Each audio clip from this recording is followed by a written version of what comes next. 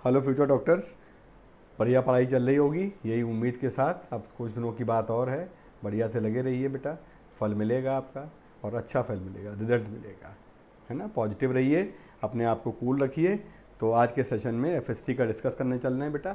जैसा कि आपको मालूम है कि हम लोग जिस मिशन पे हैं वो है अब पढ़ने का अधिकार सबको, डॉक्टर बनने का अधिकार भी सबको। बेटा आज के सेशन का पहला सवाल, फर्स्ट क्वेश्चन में आते हैं हम लोग। Young's modulus of steel wire, length कितनी दी गई है, कैपिटल एल की वैल्यू कितनी है, and the cross sectional area A की वैल्यू कितनी आ जाएगी। बेटा आप इसको क्या कर लेंगे, 3 इंटू 10 की पावर माइनस का 3 मीटर में माइनस का 6 मीटर स्क्वायर और 2 इंटू 10 की पावर 11, ये आपको दिया गया यंग्स मॉडुलस की value. The wire is suspended from the support on giving लिखा on a given planet, block of the mass 4 kg is attached. एक मास हमको 4 kg का यहाँ पर अटैच किया गया है। अब ये बताया जा रहा है the acceleration due to gravity on the planet कितना है, वैल्यू ऑन द अर्थ। मतलब समझ लीजिए बेटा बात को, जो हम mg कहते हैं अर्थ पे, वो वहाँ mg/4 हो जाएगा उस प्लैनेट पे। तो कहने का मतलब है कि जो हम फोर्स की वैल्यू तार पे लटका रहे हैं ना, तो बेटा जो वेट लटका रहे हैं, तो हम जो mg कहते हैं अब वहाँ पर mg/4 हो जाएगा। और m की बेटा वैल्यू कितनी है आपकी, 4 है, और g हो जाएगा 10 लिखा हुआ है, और बेटा ये आ जाएगा 4, तो आपके पास आ जाएगा 10 न्यूटन। तो हम लोग F इक्वल टू ले आते हैं और 10 न्यूटन आ जाता है। अब बेटा हम बात करते हैं, F की वैल्यू पता चल गई है, हमको डेल्टा L निकालना है। तो सीधे सीधे हम लाएंगे अपने फॉर्मूले पर। तो फॉर्मूला होता है y equal to F into capital L A into delta L। Small delta L की बात कर रहे हैं, F इंटू L हो जाएगा, A इंटू वाई आ जाएगा। F की वैल्यू 10 न्यूटन, वायर की लंबाई है 6 मीटर। बेटा 3 इंटू 10 की पावर आ जाएगा माइनस का 6, और बेटा ये आ जाएगा 2 इंटू 10 की पावर आ जाएगी 11। सारी वैल्यू रख दीजिए और आप इसको सॉल्व करेंगे तो बेटा तो आपका राइट आंसर आ जाएगा इसका 0.1 इंटू 10 की पावर -3, यानी कि 0.1 mm। 0.1 इंटू 10 की पावर माइनस का 3, तो 0.1 mm इसका राइट आंसर आ जाएगा। सॉल्व कर लीजिए, बस केवल एक टेक्निकल बात यह है कि mg/4 करना था आपको। ठीक है बच्चों, क्वेश्चन नंबर आ जाते हैं हम लोग बेटा सेकंड नंबर पे। Equivalent resistance between the adjacent side of a regular n side polygon, polygon दिया गया है।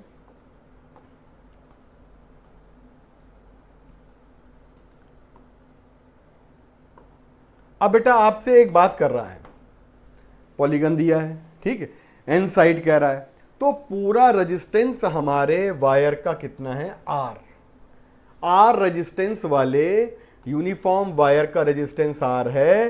तो ईच साइड, इसका भी कितना होगा, इसका भी कितना होगा, इसका भी एन टुकड़े में किया है ना, इसका मतलब small r equal to capital R/n।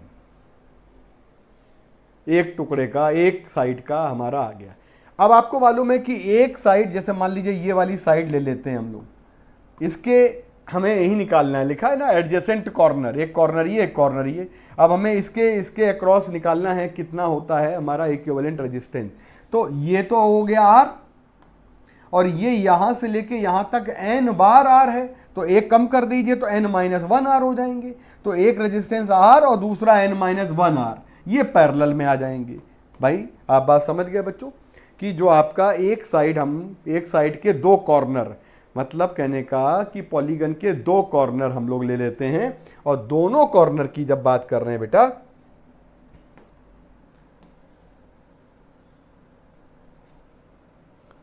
हम लोग पॉलीगन के दो कॉर्नर ले लेते हैं बेटा, हम लोग दोनों कॉर्नर की बात कर रहे हैं। तो दोनों कॉर्नर में हम लोग जब यहां पर बात करेंगे, तो इन दोनों कॉर्नर के रेजिस्टेंस अगर R हो जाता है, प्रत्येक वायर का R है, तो बाकी n-1 R।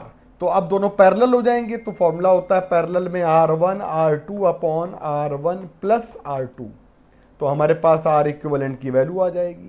अब आप R इक्विवेलेंट यहाँ से निकाल देंगे, तो आर इक्विवेलेंट कितना आ जाएगा, R1 की वैल्यू स्मॉल r, R2 की वैल्यू n-1 r, और बेटा ये कितना आ जाएगा, R1 की r है और n-1 r आ जाएगा। ऊपर मल्टीप्लाई है, नीचे प्लस है, ऊपर बेटा मल्टीप्लाई है, नीचे प्लस है। अब देखिए क्या करना है, ऊपर हो जाएगा आपके पास n-1 r स्क्वायर, और नीचे r और r कट जाएगा, तो ये आपके पास आ जाएगा r की वैल्यू कैंसिल हो जाएगी, n-1 अपॉन n, और बेटा r आ जाएगा। अब बताइए स्मॉल r तो है ही नहीं, आपको कहीं कुछ दिया ही नहीं स्मॉल r की वैल्यू, तो अब हमारे पास एक काम कर लेते हैं, यहाँ पर जो एक इंपॉर्टेंट बात आती है कि स्मॉल r की जगह पे हम कैपिटल R/n रख देते हैं, तो कैपिटल R/n रख देंगे तो हमारे पास आ जाएगा n-1 कैपिटल R/n, n यहाँ पर 2 बार आ जाएगा, n स्क्वायर आ जाएगा। तो अच्छा सवाल है, आराम से समझने की कोशिश करिए कि अगर हम पॉलीगन की बात करते हैं, एन साइड पॉलीगन की बेटा बात करते हैं, तो एन साइडेड पॉलीगन में आपका नीचे की एक साइड में कॉर्नर पे रेजिस्टेंस अगर ले लेंगे R, तो हमारे बाकी वाला रेजिस्टेंस हमारा उसके पैरेलल आएगा n-1 r। ठीक है बच्चों, तो क्वेश्चन नंबर हमारा जो सेकंड है, सेकंड वाले का राइट आंसर हमारा आ जाएगा, और बेटा वो राइट आंसर आ जाएगा पहला वाला, राइट आंसर इसका फर्स्ट वाला मैच कर जाएगा। अब हम लोग आ जाते हैं क्वेश्चन नंबर थर्ड पे। क्वेश्चन नंबर थर्ड पे आते हैं, कह रहा है कि जेनर डायोड, बेटा जेनर डायोड के अबाउट करेक्ट स्टेटमेंट बताना है। तो जेनर डायोड के about, it works as a voltage regulator in reverse bias condition and behave like a simple PN junction diode in forward bias. क्या बात है, बहुत बढ़िया, यही तो हमारा आंसर सही है। अगर जेनर डायोड को आपने फॉरवर्ड बाइस कर लिया तो सिंपल सा पीएन जंक्शन डायोड है, लेकिन अगर रिवर्स बाइस कर देंगे तो वोल्टेज रेक्टिफायर, वोल्टेज स्टेबलाइजर की तरह काम करेगा, यही ट्रू है। It works as a voltage regulator in both forward and reverse bias, ये गलत। It works voltage regulator only in forward bias, गलत। It works voltage regulator in forward bias, गलत। पहला वाला सही। क्वेश्चन नंबर आ जाते हैं फोर्थ नंबर पे। The escape velocity of two planet A and B, कितना दिया गया है, एस्केप वेलोसिटी हमको दोनों प्लैनेट की बेटा v1 अपॉन v2 का रेशियो दिया गया है 1/2। रेशियो ऑफ देयर रेडियाई कितना है, 1:3। रेडियाई कितनी दी गई है, 1:3। हम लोगों को एस्केप वेलोसिटी का फॉर्मूला मालूम है, √2gm/r, राइट, कैपिटल R लिख लीजिए, है ना। अब कह रहा है escape velocity of the two planet A and B, है ना। लेकिन बात करते हैं कि इनकी रेशियो ऑफ देयर रेडियाई भी दी गई है प्लैनेट की, और then their ratio of the acceleration due to gravity हमें निकालना है। हमको क्या फाइंड करना है, समझने की जरूरत है। हमको फाइंड करना है एक्सेलरेशन ड्यू टू ग्रेविटी की, जैसे G इक्वल टू होता है gm upon r square, gm upon r square. अब बेटा आपको यहां पर जो वैल्यू निकालनी है gm अपॉन r स्क्वायर, तो हम कैसे निकालें, समझने की बात है कि कोई भी प्लैनेट दिया है तो कैपिटल G मास की जगह आ जाएगा प्लैनेट का वॉल्यूम इनटू डेंसिटी, और बेटा ये आ जाएगा r स्क्वायर। बताइए कितना आ जाएगा, G आ जाएगा, कैपिटल G वॉल्यूम हो जाएगा 4/3, स्फेरिकल ले लीजिएगा, r³ आ जाएगा, रो आ जाएगा बेटा, और r स्क्वायर आ जाएगा। क्या क्या कांस्टेंट है जरा समझिए, ये कांस्टेंट है, ये कांस्टेंट है बेटा। अब r³ से ये कैंसिल कर देंगे, एक r बचेगा, तो स्मॉल g की वैल्यू जो हमारी है वो कैपिटल R और रो आ जाएगी। तो मेरे प्यारे बच्चों बस इतने ही चीज को अच्छे से पढ़े रहिएगा कि आपका स्मॉल g जो है ना, दोनों प्लैनेट के लिए रेशियो जो निकालना है, एक्सेलरेशन ड्यू टू ग्रेविटी का रेशियो जो निकालना है वो हमारा इससे निकलेगा। बस आपको क्या नहीं मालूम है, ρ1 अपॉन ρ2 नहीं मालूम है, ये बात नहीं मालूम है। इसको निकालने के लिए इसका सहारा लीजिए, इसको इस तरह के फंडे में लाइए। देखिए 2 times G capital 4/3 volume into density upon R, कितना आ जाएगा बच्चे, ये एक R कैंसिल हो जाएगा, एक R से R कैंसिल हो जाएगा, 2 बचेंगे, बाहर आ जाएगा, तो आपके पास कितना आ जाएगा, एस्केप वेलोसिटी, बाकी सब कांस्टेंट है, बाकी सब कांस्टेंट है, R बाहर आ गया स्क्वायर वाला, और √ρ। बोलिए, ये बात क्लियर। अब अगर इसी से हम आपसे कह दें बेटा कि एस्केप वेलोसिटी पहले प्लेनेट की, एस्केप वेलोसिटी दूसरे प्लेनेट की, R1 और R2 रेडियस हमारा अलग अलग प्लेनेट का, और बेटा ρ1 अपॉन ρ2 आ जाएगा। अब बताइए कितनी वैल्यू दे रखी है एस्केप वेलोसिटी टू प्लेनेट की, 1:2 के रेशियो में। बेटा R1 रेडियस का क्या रेशियो दिया गया है, 1:3 दिया गया है। और बेटा यहाँ से क्या निकलेगा, अंडर रूट ρ1 अपॉन ρ2 निकलेगा। यहाँ पे आ जाएगा 3/2, स्क्वायर कर देंगे तो 9/4 आ जाएगा। ρ1 अपॉन ρ2 की कितनी वैल्यू आ रही है, ρ1 अपॉन ρ2 आ रहा है 9/4, और यहाँ रख देंगे 9/4। R1 अपॉन R2 कितना है, R1 अपॉन R2 1:3 है, और ये 9/4 आ जाएगा। बेटा ये 3/4 आंसर आ रहा है, तो आपका करेक्ट आंसर आ रहा है जी, हमारा फोर्थ वाला राइट आंसर है, फोर्थ वाला राइट आंसर बेटा। तो ये हमारा क्वेश्चन नंबर था फोर्थ। ठीक, क्वेश्चन नंबर हम लोग आ जाते हैं बेटा फिफ्थ पे आ जाते हैं। देखिए बड़ा आसान से हमसे बोला गया है कि यहाँ पर सारी गैसेस के लिए, गैस ए है, गैस बी है, गैस सी है, all the gases low density पर सारी गैसेस हमारी हैं बेटा। प्रेशर वर्सेस हमारा टेम्परेचर ग्राफ बनाया गया है। तो आपको मालूम है एनसीईआरटी का क्वेश्चन है, ये एब्सोल्यूट जीरो को बताता है, और एब्सोल्यूट जीरो टेम्परेचर हमारा -273 डिग्री सेल्सियस होता है, और +273 कर देंगे तो 0 केल्विन हो जाएगा। तो इसका पहला वाला आंसर बेटा बिल्कुल सही है, क्वेश्चन नंबर 5 राइट आंसर इसका बेटा पहला। क्वेश्चन नंबर 5 में एब्सोल्यूट जीरो की बात कर रहा है। एब्सोल्यूट जीरो टेम्परेचर पर हमारे प्रेशर और वॉल्यूम दोनों जीरो हो जाते हैं। प्रेशर कहाँ पे जीरो हो गया है, एब्सोल्यूट जीरो टेम्परेचर पे जीरो हो गया है, और हर गैस के लिए होता है। क्वेश्चन नंबर 6 नंबर पे आ जाते हैं। Threshold frequency of the metal F0 दिया है, लाइट ऑफ फ्रीक्वेंसी 2F0 है, is incident on metal plate, maximum velocity कितनी दी गई है, फॉर्मूला आ जाएगा 12mv1 बेटा h, और बेटा ये आ जाएगी 2F0 माइनस का आ जाएगा HF0। तो यहाँ से कितना आ गया, 12mv1 इक्वल टू 2 - 1 HF0 आ गया। इक्वेशन नंबर 1 आ गई। बेटा अब बात करते हैं हम लोग यहाँ से कि when the frequency of incident radiation increases to 5F0, इसका मतलब है अगर हम फ्रीक्वेंसी को इंक्रीजेस टू कह रहा है, यानी ये फ्रीक्वेंसी हमारी कितनी है भाई। देखिए फॉर्मूला क्या होता है, 12mv² equal to Einstein equation hν - w। Nu कितना है, एक बार न्यू है 2F0, अगले बार है हमारा 5F0। वर्क फंक्शन वही रहेगा। The maximum velocity of the photo electron emitted, तो बेटा हमारे पास आ जाएगी mv2 का स्क्वायर। इसको मेरे बच्चे डिवाइड कर लीजिएगा। जब डिवाइड करेंगे तो देखिए क्या आएगा, यहाँ पर 4 आ जाएगा, ये कैंसिल हो जाएगा, यहाँ पर 1/4, बाकी सब बेटा कैंसिल, v1 अपॉन v2 का होल स्क्वायर, तो ये आ जाएगा हमारे पास v1 upon v2 equal to आ जाएगा 1/2।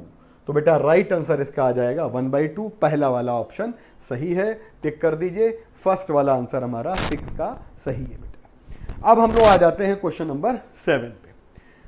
क्वेश्चन नंबर 7 में डायमेंशन जब हम बात करेंगे तो a/v² की जो डायमेंशन है वो p के बराबर है। लेकिन बात किसकी कर रहा है, where p is the pressure, v is volume, temperature T, A, B, C are constant, then हमें निकालना है dimension of b² upon a निकालना है। तो मेरे प्यारे बच्चों बताइए प्रेशर की डायमेंशन कितनी हो जाएगी, ml-1 T-2, और वॉल्यूम से मल्टीप्लाई कर देंगे L6, क्योंकि वॉल्यूम होता है हमारा L3, और L² कर देंगे तो L6 हो जाएगा। तो ये आ जाएगा हमारे पास ml5 T-2, यहां रख देंगे तो नीचे आ जाएगा ml5 T-2। b² का मतलब है वॉल्यूम से b गाएगा, यानी v वॉल्यूम है, यानी L² कर देंगे बेटा, ये L6 आ जाएगा, और ये आ जाएगा ml5 और T-2। देखिए क्या आंसर आ रहा है, m-1 आ रहा है, जल्दी से बताइए। और वो भी हमें कुछ करना नहीं है, इनमें हमें यहाँ निकालना है किसके बराबर है। चलिए कोई बात नहीं, देखिए m-1, ये ऊपर जाएगा L, ये ऊपर जाएगा प्लस का 2। बताइए आंसर निकालिए। इसका मतलब हम अगर यहां पर गैस करें, बल्क मॉडुलस तो नहीं है, क्योंकि बल्क मॉडुलस की डायमेंशन होती है किसके बराबर, प्रेशर के बराबर। तो ये हमारा क्योंकि ml-1 प्रेशर ये है ना, तो उसके बराबर नहीं, खत्म कर देंगे। मॉडुलस कोई भी नहीं हो सकता। कंप्रेसिबिलिटी मतलब कहने का मॉडुलस का उल्टा, तो क्या ये मॉडुलस का उल्टा है? हाँ भाई, समझने की बात है। क्या ये मॉडुलस का उल्टा दिया गया है? जल्दी से बताइए बच्चों, क्या ये मॉडुलस का उल्टा दिया गया है? समझने की बात है। क्या ये मॉडुलस का उल्टा दिया गया है? 1 यंग्स मॉडुलस। देखते हैं, यंग्स मॉडुलस का मतलब होता है मतलब bulk modulus, 1 bulk modulus. Bulk modulus का मतलब होता है बेटा प्रेशर की डायमेंशन। नीचे वॉल्यूम तो हमारा डायमेंशन लेस हो जाएगा, ml-1 t-2। 1 कर देंगे हम लोग, इसको 1 कर दीजिए, तो 1/b कर देंगे, तो ये आ जाएगा m-1 l t+2। तो भैया मैच कर रहा है। सबसे अच्छा तरीका, कुछ भी यहाँ पे आपको दिमाग लगाने की आवश्यकता नहीं है। अब एक शॉर्टकट बता देते हैं। शॉर्टकट भी बहुत दिमाग लगाना पड़ता है तभी आएगा। जैसे b² बोला गया है, इसकी डायमेंशन बताइए। हम लोगों को मालूम है कि ये जो हमारा है बेटा b क्या है, वॉल्यूम का स्क्वायर है ना, और a आफ्टर ऑल क्या है। तो अब इसको अगर हम कर देंगे तो ये 1 मतलब बात समझने की ज़रूरत है यहाँ पे कि ये इसकी जो डायमेंशन है, जैसे a/v²,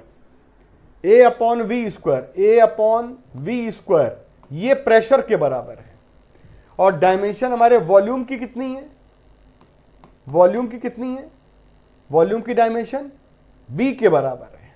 बात समझ रहे हैं? पहले इसको बिगाड़ देते हैं। पहले आप बताइए, ये चीज समझ में आ गई आप लोगों को? आपको ये समझ में आ गया?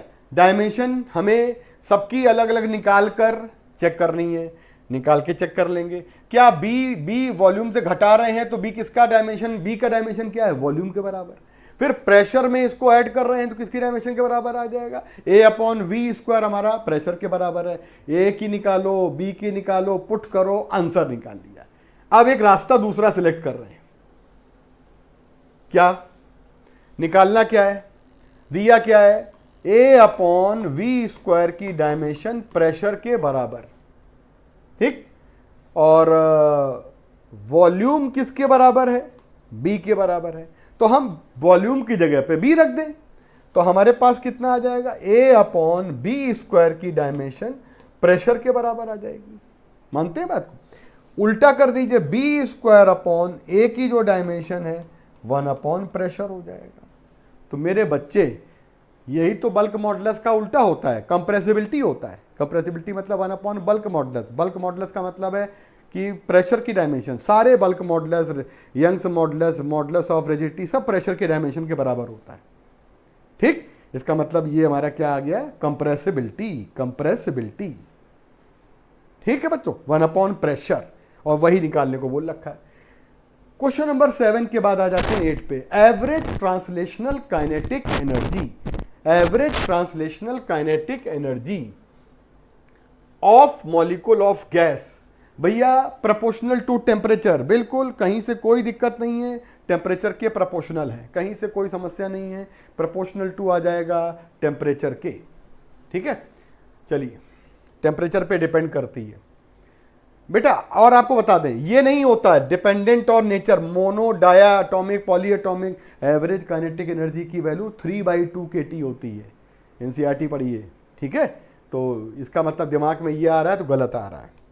क्वेश्चन नंबर 9 पे आते हैं। स्मॉल पार्टिकल मूव्स, बेटा आपको कह रहा है स्मॉल पार्टिकल जब मूव करता है इस पोजीशन से इस पोजीशन, मतलब आपको R1 दिया है बेटा और R2 दिया है, R1 दिया है और R2 दिया है। तो एक काम कर दीजिए, डिस्प्लेसमेंट निकाल दीजिए। आप यहां पे डिस्प्लेसमेंट निकाल दीजिए, और जब डिस्प्लेसमेंट निकालेंगे तो क्या करेंगे, इसका डिफरेंस कर देंगे। भाई साहब आपसे एक बात बता देते हैं, जब आप यहाँ डॉट प्रोडक्ट निकालने जा रहे हैं ना, तो समझने की जरूरत है कि small particle move to this position from this position. समझिए, ये R1 है और 2 का मतलब ये R2 है। बच्चे गलती कर रहे हैं, बच्चे यहाँ R1 ले ले रहे हैं, यहाँ R2 ले ले रहे हैं। कहाँ जाना है 2, कहाँ से आना है R1, तो ये आ जाएगा R2 माइनस R1। आप निकाल दीजिए कितना आ रहा है। R2 माइनस 5 में से 2 गया 3 आई, माइनस 2 जे माइनस का 3 के, माइनस का 2 माइनस का 3 माइनस का 5 जे, एंड बेटा 1 माइनस माइनस प्लस प्लस का 5 जे। तो this is your final displacement vector. ये हमारा फाइनल डिस्प्लेसमेंट वेक्टर आ गया। अब आपको फोर्स के साथ इसको अगर डॉट कर देंगे तो वैल्यू ऑफ वर्क डन आ जाएगा, एफ डॉट। बताइए, तो 5 इंटू 3 15, माइनस 5 इंटू 2 माइनस का 10, 5 इंटू 7 प्लस का 35, यहाँ से आएगा 50 में से 1 गया तो आंसर आ जाएगा 40 जूल, यानी 40 जूल आंसर आ जाएगा। क्वेश्चन नंबर आ जाएंगे हम लोग 10 नंबर पे। कह रहा है कि light of energy this incident on hydrogen atom ground state. तो atom absorb radiation and reach to the, भाई ग्राउंड स्टेट पे एनर्जी कितनी होती है 13.6 इलेक्ट्रॉन वोल्ट, इसमें माइनस 3.4, इसमें माइनस 1.51, इसमें 0.85, इसमें। तो अब आपको एनर्जी कितनी देनी है इसको मेरे बच्चे, इसको एनर्जी कितनी देनी है, इसको एनर्जी देनी है 12.75। तो अब एनर्जी कितनी हो जाएगी, कितनी बचेगी, जरा आप लोग माइनस कर दीजिए। हम लोग जब एनर्जी माइनस करेंगे तो हमारे पास कितना आ जाएगा 13.6 माइनस 12.75, तो आपके पास बेटा आ जाएगा 0.85। तो आप क्या करेंगे, इतनी एनर्जी दे रहे हैं तो नेट एनर्जी ऑफ इलेक्ट्रॉन दे रहे हैं वो है 12.75, माइनस का 13.6 आया और ये माइनस का 0.85। बताइए कौन सी ऑर्बिट में इलेक्ट्रॉन भाग जाएगा, चौथे वाले में। 1 2 3 4, n बराबर 4। अब आगे पढ़ते हैं। Angular momentum of the atom in the excited state this electron volt second. तो बताइए x की वैल्यू क्या है, चौथे ऑर्बिट के बराबर एंगुलर मोमेंटम निकालिए 4h/2 पाई nh/2 पाई। तो बेटा आपके पास कैंसिल हो जाएगा, तो 2h/पाई, 2 इंटू एच की कितनी वैल्यू है और अपॉन 2 पाई की वैल्यू, यहां पाई ऑलरेडी दिया गया है तो पाई लिखा रहने दीजिए मेरे प्यारे बच्चों। यहां x लिखा है, 10 की पावर कितना लिखा है माइनस का 17, लेकिन ये आंसर आ रहा है हमारा, जब हम इसकी बात करेंगे तो जूल सेकेंड आ रहा है, जो h की यूनिट होती है वही इसमें। तो आपका इसको इलेक्ट्रॉन वोल्ट में चेंज करेंगे 1.6 10 की पावर माइनस का 19। तो जब आप इसको डिवाइड करेंगे तो हमारे पास वैल्यू जो आ रही है बेटा, इसको डिवाइड करने के बाद 828 अपॉन पाई 10 की पावर माइनस का 17। मतलब जो कुछ ये लिखा है स्ट्रक्चर में 828 इसका आंसर आ रहा है। फिर से समझिए बात को, सबसे पहले इलेक्ट्रॉन को इतनी एनर्जी दे दीजिए, दे दिया, कितनी थी ग्राउंड स्टेट में माइनस 13.6 थी और नेट दे दी हमने, बची कितनी माइनस 0.85। कहाँ चला जाएगा इलेक्ट्रॉन, चौथी ऑर्बिट में। चौथी ऑर्बिट में कितना एंगुलर मोमेंटम होता है, n बराबर 4, तो 4h/2 पाई, nh/2 पाई होता है। तो बेटा अब हम क्या करेंगे, यहां पर बात करेंगे तो हम h की वैल्यू पुट करेंगे, इलेक्ट्रॉन वोल्ट में बदलेंगे, तब हमारा 828 इसका आंसर आ रहा है। क्वेश्चन नंबर आ जाएंगे बेटा, n पोलराइजेशन शीट है, मतलब एक पोलराइजेशन शीट लगाई, दूसरी लगाई, तीसरी लगाई, समझना, और 45 डिग्री है इनके बीच में 45 डिग्री। तो भाई यहां पर अनपोलराइज लाइट की इंटेंसिटी है I, यहां पर I गिरेगी तो एक शीट को पार करेगी तो I/2 एवरेज इंटेंसिटी बाहर आती है एक शीट को पार करने पे, और जब यहां से पार करेगी यहां तो इनके बीच का एंगल कितना, तो दूसरी शीट से जब पार करेगी तो दूसरी शीट से जब क्रॉस करेगी तो I0/2 cos स्क्वायर 45।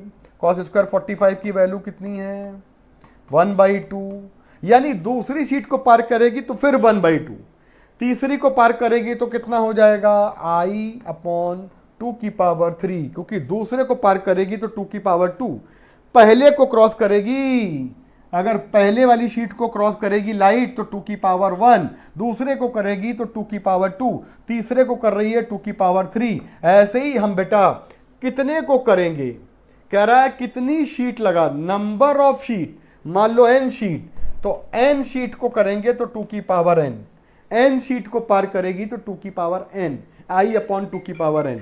बेटा कितना रह जाएगा, हमारे पास आ जाएगा I 1/64, 1/64 रह जाएगा। और जब 1/64 रह जाएगा तो हम आराम से यहां से निकाल देंगे। तो बेटा आप बताइए कितनी बची है आपके पास, आपके पास है 1/64 को लिखिए, ये कैंसिल हो गया, 2⁻6 का मतलब होता है 64, तो n की वैल्यू हो जाएगी 1/, देखिए 2⁻n बराबर 64, और 2⁻n का मतलब हो गया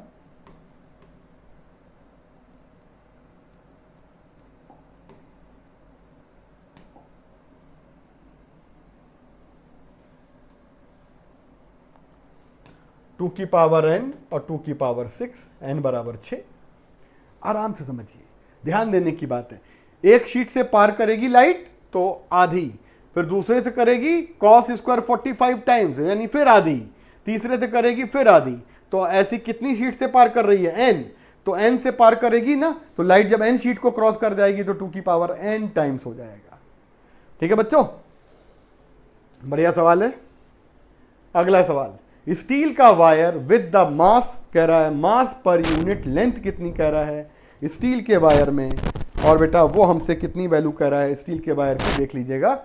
मास पर यूनिट लेंथ यानी कि म्यू की वैल्यू दे रखी है, स्मॉल m की वैल्यू दे रखी है 7 10⁻³ बेटा टेंशन कितना दे रखा है 70, स्पीड ऑफ ट्रांसवर्स वेव होता है √T/m, यानी कि आप जब इसकी वैल्यू रखेंगे तो T की वैल्यू 70 न्यूटन है, तो बेटा जब इसको ऊपर लाएंगे ये कैंसिल हो जाएगा, 10 आएगा, ये ऊपर जाएगा तो 10⁻2 आ जाएगा। इसका राइट आंसर बेटा आ जाएगा सेकंड वाला, 12 का सेकंड वाला आंसर सही है। क्वेश्चन नंबर 13 पे आते हैं। एक बच्चा है जो स्टील की एक एज दी गई, stand on a edge of the cliff, पहाड़ी पे यहां पे खड़ा है 10 मीटर अबव, 10 मीटर की ऊंचाई पर ग्राउंड से, थ्रो द स्टोन, स्टोन को फेंक देता है हॉरिजॉन्टली, हॉरिजॉन्टल वेलोसिटी कितनी दे रखी है 5 मीटर पर सेकेंड, और पूरी हॉरिजॉन्टल वेलोसिटी वही बनी रहेगी, है ना, प्रोजेक्टाइल मोशन। लिखा है with which the speed with which stone hit the ground, यानी कि हम अगर आपसे पूछे यहां पर हॉरिजॉन्टल कितनी है वो तो मालूम है, वर्टिकल कितनी है ये निकाल दीजिए आप, वर्टिकल कितनी है निकाल दीजिए। वर्टिकल निकालेंगे तो h ऊंचाई से जब वर्टिकल निकालेंगे तो ये आ जाएगा u² v² u² 2gh, क्योंकि आप वर्टिकल मोशन ले रहे हैं, वर्टिकल कंपोनेंट निकाल रहे हैं, तो यहां से डायरेक्ट गिरा देंगे, तो ये आ जाएगा वर्टिकल कंपोनेंट ऑफ वेलोसिटी आ जाएगा √2, g की वैल्यू 10, h की वैल्यू 10, तो बेटा यहां से आ जाएगा आपके पास 10√2, बताइए कितना आ रहा है 10√2 वर्टिकल कंपोनेंट। अब हमने क्या किया, यहां पर वर्टिकल पता है हमको, हॉरिजॉन्टल मालूम है वही रहेगी जो है, तो हॉरिजॉन्टल वही रहेगी, वर्टिकल मोशन में केवल वर्टिकल लेंगे तो वर्टिकल चेंज हो रही है, तो कितनी आ जाएगी v की वैल्यू रिजल्टेंट, तो रिजल्टेंट आ जाएगा √vx² प्लस vy², बेटा आ जाएगा 5² प्लस का आ जाएगा बेटा आपके पास 10√2 का होल स्क्वायर, और यहां से निकालेंगे तो 225, बेटा 15 वैल्यू आ रही है, 15 आंसर आ रहा है। ठीक, क्वेश्चन नंबर आ जाते हैं हम लोग 14 पे। एक proton moving with 1/10 of the velocity and has the certain de Broglie wavelength lambda, the alpha particle having certain kinetic energy has the same de Broglie wavelength, ठीक। लैम्डा यानी कि दोनों की डी ब्रॉगली वेवलेंथ प्रोटॉन के बराबर है alpha की de Broglie wavelength. हमें मालूम है एच अपॉन अंडर रूट 2 मास प्रोटॉन का, काइनेटिक एनर्जी प्रोटॉन की, मास अल्फा का, काइनेटिक एनर्जी अल्फा की। जब हम ये सब कट कर देंगे बेटा तो हमारे पास ये सिंपली आ जाएगा एम पी ई पी बराबर, सब कुछ स्क्वायर स्क्वायर कर दिया, और एम अल्फा और ई अल्फा आ जाएगा। यहां से कह रहा है रेशियो ऑफ काइनेटिक एनर्जी निकालो, तो पहले प्रोटॉन कहा है, बाद में अल्फा कहा है बेटा, तो पहले अल्फा का मास आएगा, फिर प्रोटॉन का मास आएगा, और अल्फा का मास प्रोटॉन के मास का 4 गुना होता है। तो आपका राइट आंसर बेटा आ जाएगा 4:1। तो 4:1 आंसर टिक कर लेंगे हम लोग 4:1 आंसर टिक कर लेंगे बेटा। अब बेटा हम आगे आ जाते हैं, क्वेश्चन नंबर 15 पर आ जाते हैं।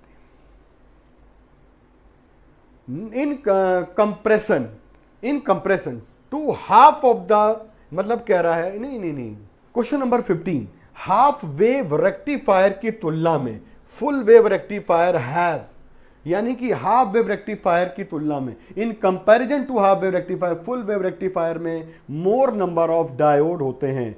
फुल वेव में मिनिमम 2 डायोड या 2 से ज्यादा भी डायोड हमारे फुल वेव के होते हैं। ठीक है बच्चों, स्टेटमेंट गिवन है तो सही गलत बताना है। First acceleration due to gravity is different at different places at the surface of earth, true. अगर हम सरफेस के डिफरेंट प्लेसेस पे जाएंगे तो जी भी चेंज होता है। क्यों चेंज होता है? स्मॉल जी बराबर क्या होता है? GM/r²। और रेडियस हर जगह यूनिफॉर्म नहीं होती है। रेडियस इक्वेटर पे पोल के रिस्पेक्ट में 21 किलोमीटर ज़्यादा होती है। अर्थ का शेप कुछ ऐसा होता है, तो यहाँ की रेडियस जो होती है यहाँ पोल के रिस्पेक्ट में 21 किलोमीटर ज़्यादा होती है, इसलिए रेडियस के चेंज होने पर जी की वैल्यू हल्की सी बदलती है, तो ये सही है। Second, according due to gravity, acceleration due to gravity increases as we go down below the earth surface, ये गलत है। हम अर्थ के सरफेस से ऊपर जाएं चाहे नीचे जाएं, जी की वैल्यू कम होती है। नीचे जाने पर जी हो जाता है GD = G1 - D/r। नीचे जाएंगे तो ये इंक्रीज नहीं होगा, डिक्रीज होगा, तो ये फॉल्स हो गया। यानी कि statement true, first true statement, second is false. Next question, assertion region. Two metallic sphere are charged same potential, one of hollow, other solid, and both have same radii. Solid sphere will have lower charge than hollow one. ठीक है, तो ये क्या सही है भाई? देखो, metal में अगर यहाँ सेम पोटेंशियल है, मेटल में चाहे हॉलो हो चाहे सॉलिड हो, चार्ज तो सरफेस पे ही रहना है। अब पोटेंशियल सेम है तो चार्ज तो सेम होगा, तो ये तो फॉल्स हो गया। रीजन कह रहा है capacitance metallic sphere depends on radius, ये सही है। कैपेसिटेंस, जो मेटेलिक स्फीयर होता है उसका कैपेसिटेंस होता है 4πε0 × r। तो अगर रेडियस है तो उस पर डिपेंड करेगा, तो ये ट्रू हो गया, वो फॉल्स हो गया। असर्शन इनकरेक्ट, रीजन करेक्ट, ये आंसर तुम्हारा बच्चों मिल गया। नेक्स्ट है, as shown in figure, a long straight conductor with semi circular arc और radius π/10 metre is carrying current I3 ampere, the magnitude magnetic field at the centre, centre पे निकालना है यहाँ पे। अब देखो ये करंट जा रही है, तो ये पॉइंट इस करंट कैरिंग वायर की लाइन पर है, तो ये वायर बेकार हो जाएंगे, केवल जो सेमी सर्कुलर वायर है उसके थ्रू सेंटर पर फील्ड होगा। क्या फार्मूला होता है? B = μ0/4π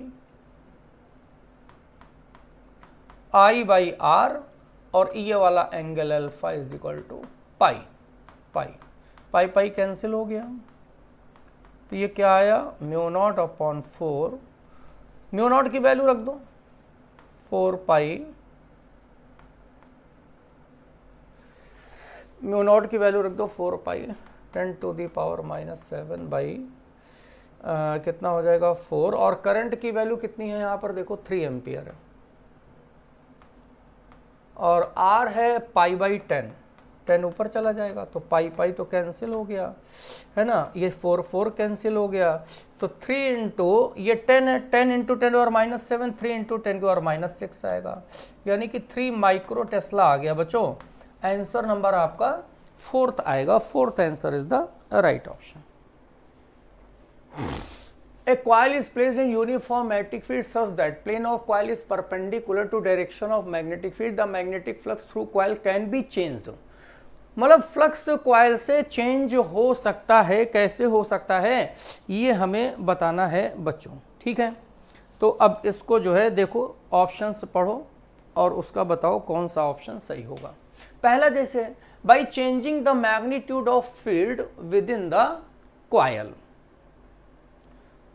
फ्लक्स कैसे चेंज होगा, अगर magnitude of magnetic field change हो, बिल्कुल सही है। देखो एक चीज हम तुम्हें बताते हैं, एक तो फ्लक्स इज इक्वल टू होता है BA cos थीटा, अगर B चेंज होगा तो फ्लक्स चेंज होगा, B चेंज हो रहा है फ्लक्स चेंज हो रहा है, सही है, एरिया चेंज होगा फ्लक्स चेंज होगा, बाई चेंजिंग एरिया, सही है, और थीटा होता है एरिया वेक्टर कॉइल के और मैग्नेटिक फील्ड के बीच बना एंगल, अगर थीटा चेंज होगा तो भी चेंज होगा, by changing angle between direction of magnetic field at plane of coil, बिल्कुल सही है। बाई ट्रांसलेटिंग कॉइल ये गलत है, बस D गलत है, बाकी ABC ये तीनों सही हैं, यानी कि सेकंड ऑप्शन आ जाएगा। इसके बाद क्वेश्चन है बच्चों 20 नंबर, तो 20 नंबर क्वेश्चन,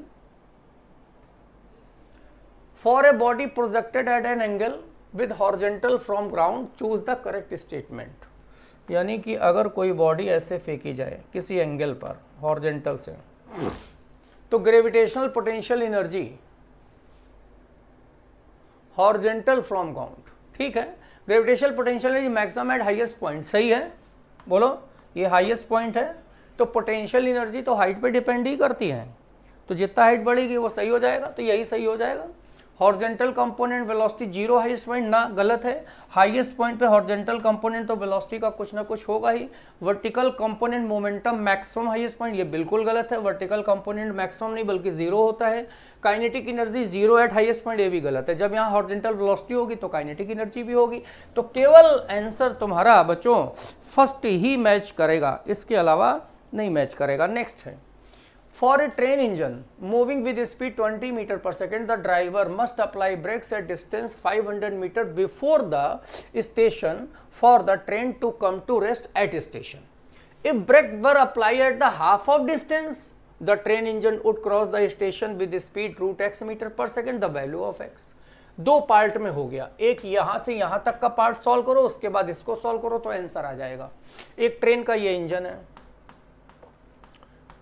20 मीटर पर सेकंड की स्पीड से चल रहा है, अब ये ब्रेक लगाता है जब स्टेशन से 500 मीटर दूर होता है, ये मान लो स्टेशन है, अब यहाँ से ये डिस्टेंस कितनी हो गई, मान लो 500 मीटर, तो यहाँ पे ब्रेक लगी, ब्रेक का मतलब रिटार्डेशन हो गया, तो वहाँ पे ये ट्रेन रुक जाती है, इंजन रुक जाता है, तो यहाँ पे वेलोसिटी जीरो हो गई, तो यहाँ पे रिटार्डेशन निकाल लो, तो v स्क्वायर लगाओ, u square minus 2as, v zero हो गया, u 20 स्क्वायर हो गया माइनस 2as कितना हो गया 500, तो a बराबर आ गया 20 इंटू 20 अपॉन 1000 हो जाएगा, है ना, 2 पंचे 10, 2 जीरो तो कैंसिल हो गए, 4/10 आ गया।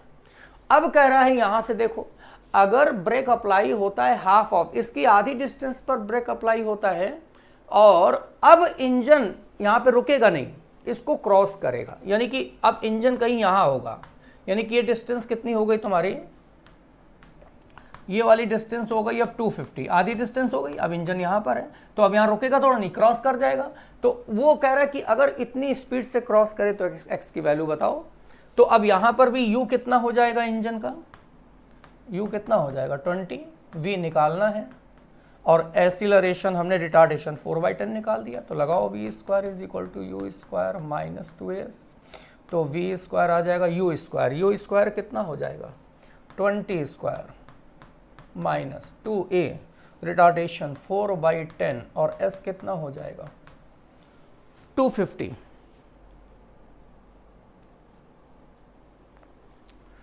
तो अब इसमें v कितना हो गया तुम्हारा, यहाँ पर ये वेलोसिटी गिवन है अंडर रूट एक्स, तो v बराबर x हो जाएगा, ये 400 हो जाएगा, ये 0 कैंसिल हो जाएगा, 25 चौको 100, ये 200 हो जाएगा, तो 200 आ जाएगा। x इज इक्वल टू कितना आ गया 200। 200 का मतलब ऑप्शन नंबर 1 बच्चों मैच कर गया। First option is the right option. 22 number कह रहे हैं कि force 5 + 3y² act on particle y direction where f in Newton, y meter, work done by force during displacement 2 से 5 मीटर। तो वर्क डन क्या आ जाएगा, फार्मूला होता है ना एफ डी वाई, और 2 से 5 मीटर, 2 से 5, एफ की वैल्यू रखो 5 + 3y² dy 5y 3y³ 3, 2 से 5 कैंसिल हो गया, 5 यहाँ रखो 25 हो जाएगा, 5 25 125 हो जाएगा, -2 रखो 10 हो जाएगा, और ये 8 हो जाएगा। क्यों बच्चों, यही आएगा ना, कितना आएगा 5 5 10 150 आ जाएगा, और -18 आ जाएगा, तो 132 आया। वर्क डन 132 जूल आंसर आ गया बच्चों। सीधा सीधा ये क्वेश्चन हम लोगों का हो गया। नेक्स्ट पे चलते हैं। कह रहा है moment of inertia disc of mass M radius R about diameter mr²/4। तो ये अंडरस्टूड है कि इतना मोमेंट ऑफ इनर्शिया होता ही है। कह रहा moment of inertia of this disc about axis normal to disc passing through point on edge will be इतना है। ये डिस्क है और ये एज है, तो इसके अबाउट मोमेंट ऑफ इनर्शिया बोला गया x/2 mr², तो x की वैल्यू बताना है। अब इसके अबाउट कैसे निकालोगे, ये वाला होगा ये प्लेन, ये हो गया ICM perpendicular to plane passing through centre, तो डिस्क का होता है ½ mr², और ये हो गई पैरेलल एक्सिस, थ्योरम लगा दो A = R से, तो I बराबर निकल आएगा ICM + MA², तो ICM हो जाएगा ½ mr² + mr², ये हो जाएगा 3/2 mr², और I की जगह रख दो x/2 mr²। mr² कैंसिल, ये कैंसिल, तो x = 3 आ गया सीधा सीधा बच्चों, यानी कि ऑप्शन नंबर तुम्हारा 4th मैच कर रहा है। 4th option is the right option बच्चों। चलें नेक्स्ट क्वेश्चन पे। नेक्स्ट क्वेश्चन कह रहा है nucleus having Z17 equal number of proton neutrons has 1.2 MeV binding energy per nucleon. Another nucleus Z12 has total 26 nucleons and 1.8 MeV binding energy per nucleon. तो difference binding energy का निकालना है। तो इसमें 17 proton हो जाएंगे, 17 न्यूट्रॉन हो जाएंगे, तो टोटल मास नंबर 34 हो जाएगा। तो पहले के लिए बाइंडिंग एनर्जी आ जाएगी 34 और इंटू 1.2। इसको सॉल्व करो, 12 चौक 48, 12 तिया 36, 40, 40.8 आ जाएगा। बाइंडिंग एनर्जी अब सेकंड के लिए निकालो बच्चों। तो सेकंड के लिए न्यूक्लियंस 26 है, पर न्यूक्लियन कितनी है 1.8 है। तो इसको सॉल्व कर लो, तो ये तुम्हारा कितना निकल आएगा 108 है ना, और 18 दूनी 36 और 46, 46 पॉइंट लगभग 8 आ जाएगा। अब इसका डिफरेंस निकाल लो बाइंडिंग एनर्जी का, तो डिफरेंस कितना आ जाएगा, दिस माइनस दिस करोगे 6 मिलियन इलेक्ट्रॉन वोल्ट आ जाएगा। यानी कि ऑप्शन तुम्हारा यहाँ पर फर्स्ट ऑप्शन मैच कर गया है बच्चों। अब आते हैं 25 नंबर पे। A square shaped coil 70 centimetre square having 600 turn rotate in magnetic field 0.4 weber metre square about an axis which is parallel to one of side of coil and perpendicular to direction of it. If coil completes 500 revolution in a minute, the instantaneous EMF when plane of coil is inclined and 60 degree with field।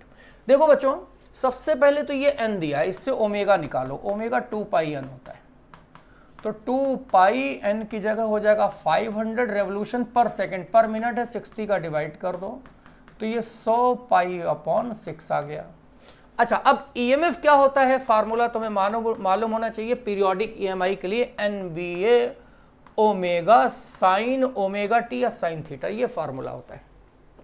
अब यहां पे value रखो, number of turns कितने given है, number of turns कहां गए भाई, ये है 600, magnetic field 0.4, area 70 centimetre square, -4 कर दो मीटर स्क्वायर, ओमेगा ये है 100 π/6। और ये जो थीटा होता है ये एरिया वेक्टर और मैग्नेटिक फील्ड के बीच बना एंगल होता है। तो यहाँ इन्होंने ये बोला है कॉइल 60 डिग्री फील्ड से इंक्लाइंड है, यानी कि अगर ये फील्ड है तो ये कॉइल है, ये कॉइल का एंगल 60 डिग्री। अब कॉइल का एरिया वेक्टर ये जाएगा तो ये एंगल थीटा कितना बनेगा, 30 बनेगा, क्योंकि जो थीटा एंगल होता है वो एरिया वेक्टर और मैग्नेटिक फील्ड के बीच एंगल बनता है। तो साइन 30, यहाँ पे साइन थीटा की जगह 30 लिखोगे तो 1/2 आ जाएगा। कैंसिल करो, ये 6 कैंसिल हो गया, 100 आ गया, ये 10⁻⁴ 100 और 100 कैंसिल हो गया, 2 2 जा, ये 0.4 हो गया, ये पॉइंट और 0 हट गया, 7 दूनी 14 आ गया और पाई की वैल्यू 3.14 आ गया, लगभग 44 आ जाएगा।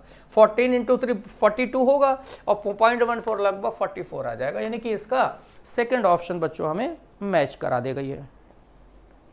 नेक्स्ट क्वेश्चन कह रहा है a block is fasten to horizontal spring, block is pull to distance x बराबर 10 centimetre from equilibrium position at x0 on a frictionless surface from rest, the energy of block at x is equal to 5 centimetre 0.25 joule. तो spring constant निकालना है। देखो बच्चों, ये spring है और ये ब्लॉक है, ब्लॉक को खींचा गया 0 से कहाँ खींचा गया, 10 सेंटीमीटर तक, तो x बराबर यहाँ पे 10 सेंटीमीटर, लेकिन 5 सेंटीमीटर पर, यानी कि जब ये x इज इक्वल टू 5 का मतलब क्या हो जाएगा, आधा, x डैश कितना हो जाएगा, x/2। तो यहाँ पर इसकी एनर्जी कितनी है, 0.25 जूल है। ठीक है, तो अब स्प्रिंग कांस्टेंट निकालना है। तो इसमें इनिशियल और फाइनल, अब इनिशियल इसको मानो चाहे इसको मानो, कंजर्वेशन ऑफ मैकेनिकल एनर्जी लगा दो, kinetic potential initial is equal to kinetic potential final. Initial जैसे इसको मान लो 10 सेंटीमीटर के लिए, तो वहां पे तो रेस्ट से है, काइनेटिक 0 हो जाएगा, पोटेंशियल हो जाएगा ½ kx²। x की जगह कितना हो गया, 10 सेंटीमीटर या 0.1 मीटर। अच्छा, अब यहाँ जो आधा हुआ है, 5 सेंटीमीटर का मतलब डिस्प्लेसमेंट आधा हुआ है। अब इस पॉइंट पे लगाओ फाइनल, ये फाइनल मान लो, इनिशियल मान लो, तो काइनेटिक एनर्जी यहाँ पर कितनी हो जाएगी, 0.25 हो गई, पोटेंशियल हो जाएगी ½ kx²/4। इसको इधर ले आओ तो ½ kx² 1 - 1/4 और 0.25 को 1/4 लिख सकते हैं बच्चों। तो अब इसी को सॉल्व करना है बेटा, तो ½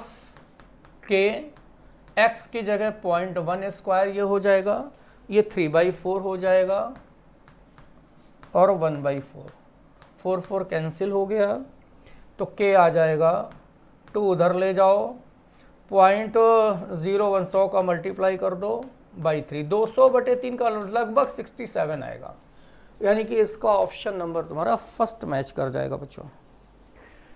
नेक्स्ट क्वेश्चन आते हैं, मैचिंग का है ये बच्चों। इसमें डायमेंशन मैच कराने, तो टॉर्क का क्या होता है, mL2t-2, टॉर्क का ये हो गया mL2, angular momentum I omega होता है, ओमेगा t-1, यानी कि ये हो गया एंगुलर मोमेंटम।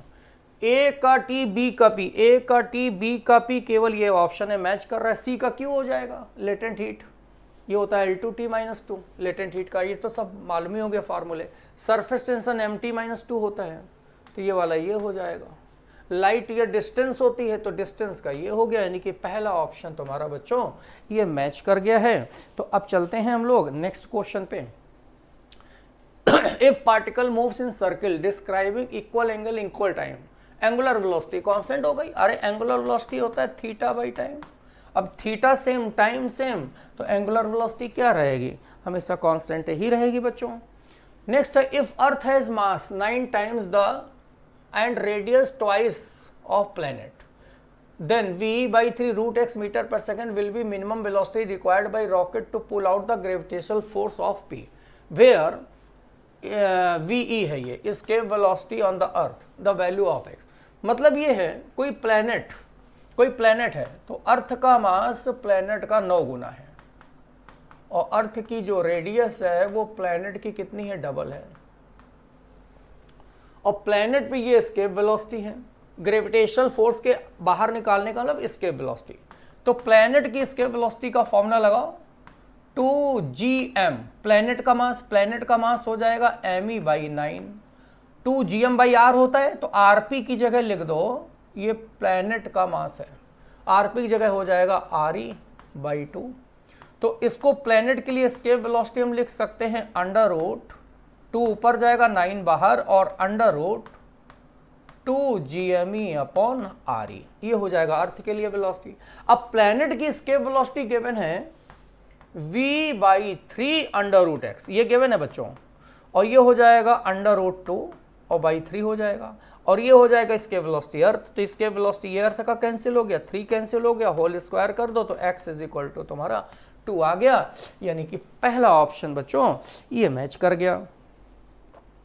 नेक्स्ट कह रहा है a sample of 1 mole of gas at temperature D adiabatically expanded to double its volume, the work done by gas in process. तो देखो जरा ध्यान दो, सैंपल 1 मोल गैस का इसका फॉर्मूला लगाओ T1V1 की पावर गामा-1 एडियाबेटिक प्रोसेस के लिए गामा-, T1 T हो गया, V1 V हो गया, गामा 3/2 रखोगे 1/2 हो जाएगा, 3/2 - 1, T2 निकालना है और वॉल्यूम कितना हो रहा है, डबल वॉल्यूम हो रहा है, तो 2 की पावर 1/2 V की पावर 1/2 ये कैंसिल हो जाएगा, T2 बराबर आ जाएगा T/√2।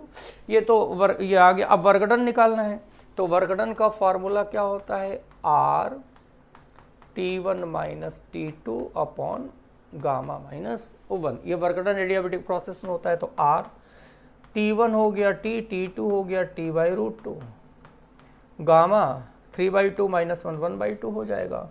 तो ये सॉल्व करेंगे बच्चों, आएगा ऊपर 2R और T बाहर निकाल दो तो √2 - 1/√2 हो जाएगा। तो ये √2 से डिवाइड करो, ये आएगा √2RT √2 - 1। अब ये आंसर मैच नहीं कर रहा है, √2 को अंदर मल्टीप्लाई कर दो तो RT √2 2 हो जाएगा, 2 - √2। ये ऑप्शन तुम्हारा देखो फोर्थ ऑप्शन मैच कर रहा है, fourth option is the right option बच्चों। क्वेश्चन है an electric cell of EMF capital E is connected across a copper wire of diameter D and length L. The drift velocity of electron in the wire is Vd if the length of wire of is changed to L to 2L. L से कितना करें 2L, the new drift velocity of electrons.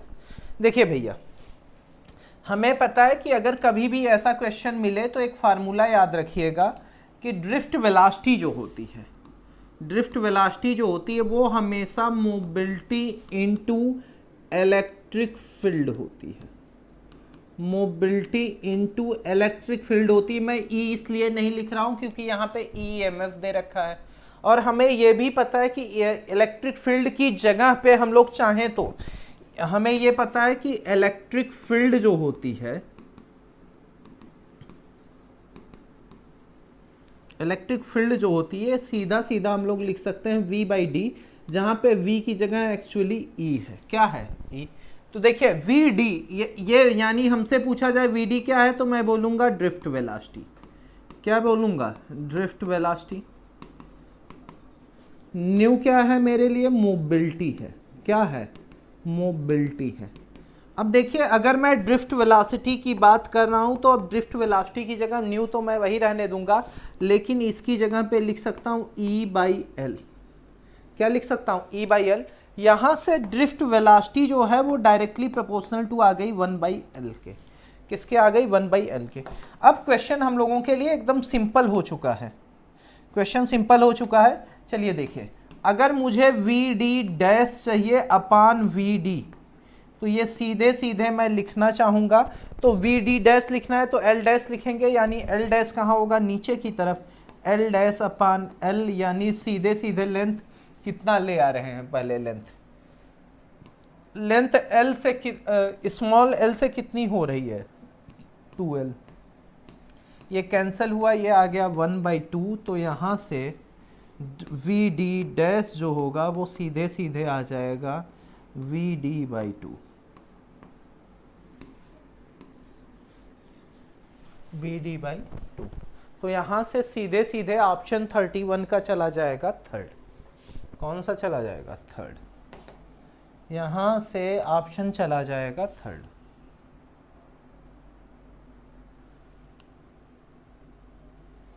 ये देखिए, clear है? ये एकदम आसान question था, सिंपली डील करने का तरीका था बच्चे, आराम से डील हो गया।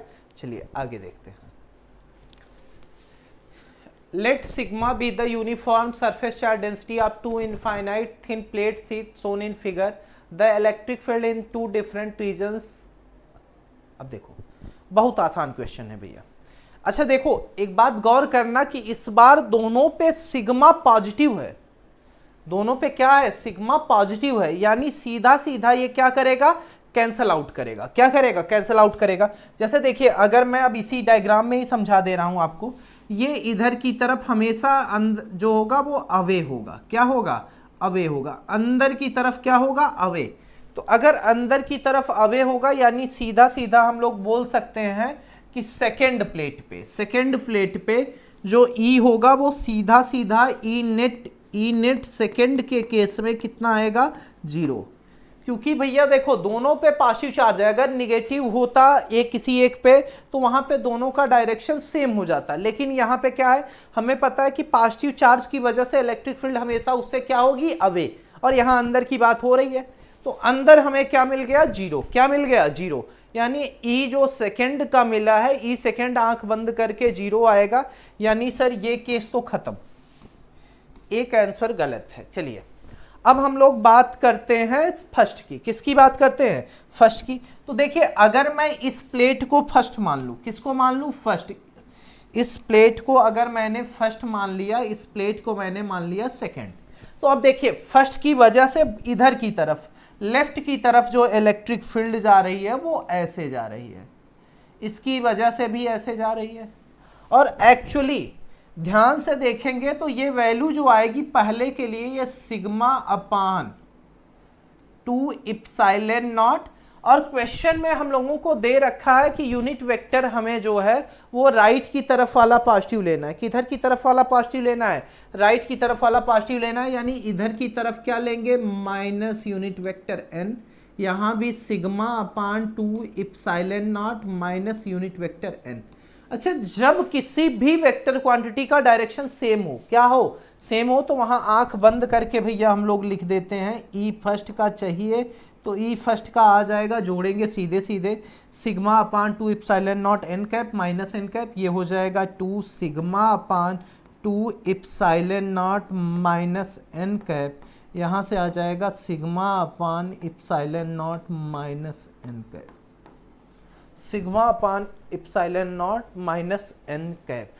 तो इस तरीके से देखिए, अब ये भी हमारा कैंसिल हो गया, ये भी कैंसिल हो गया, हमारे पास बचा क्या? फोर्थ। अच्छा, जिनको और समस्या है वो इस पे देख ले, पॉजिटिव वाली प्लेट पे। किस पे देख लें? पॉजिटिव वाली प्लेट पे भी मैं दिखा दे रहा हूं आपको। ये देखिए, ये ऐसे है, दोनों ही केसेस में अवे होगा। तो देखिए सर, यहाँ पे अगर मैं बात करूंगा कि सर कितना होगा, तो आप सीधे सीधे बोल सकते हो कि ई जो थर्ड के लिए हम देखेंगे वो आ जाएगा sigma upon 2 epsilon not, right की तरफ पॉजिटिव लेना है एन कैप, ऐसा कितनी बार? 2 बार, तो उसे 2 से 2 कैंसिल हुआ, तो ये आ जाएगा सिग्मा अपान इप्सिलॉन नॉट और पॉजिटिव एन कैप। तो देखिए इस तरीके से हमें पता चल चुका है कि बीच में सेकंड वाले पे अगर हम बात करेंगे तो सेकंड पे हमें इलेक्ट्रिक फील्ड क्या मिलेगी? 0, क्योंकि रीजन क्या है? दोनों पॉजिटिव है, एक दूसरे को कैंसिल आउट कर देंगे। अगर हम थर्ड में देखेंगे तो दोनों की दोनों इलेक्ट्रिक फील्ड राइट की तरफ है, इसलिए हम साइन क्या लेंगे? पॉजिटिव लेंगे। और अगर फर्स्ट की तरफ देखें तो दोनों की दोनों इलेक्ट्रिक फील्ड जो है दोनों के प्लेट की वजह से वो किधर है? माइनस की तरफ है, यानी कौन सा चार्ज आएगा? माइनस। तो इस तरीके से हमारा कौन सा ऑप्शन हो जाएगा? फोर्थ। तो ये एक अच्छा क्वेश्चन था बच्चे, यहाँ पे ध्यान में रखना कि ये डिस्टेंस पे डिपेंड करने वाला फैक्टर नहीं है। आगे है, a mercury drop of radius 10⁻³ metre is broken into 125 equal size droplet. चलिए सर, n की वैल्यू आपको सीधे सीधे दे रखा है 125, इसे हम लिख सकते हैं 5 की पावर 3। ये बहुत बेहतरीन क्वेश्चन है।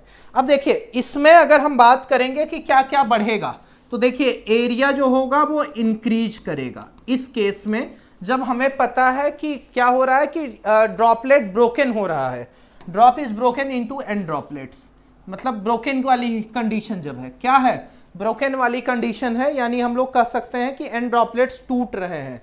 When a drop break into,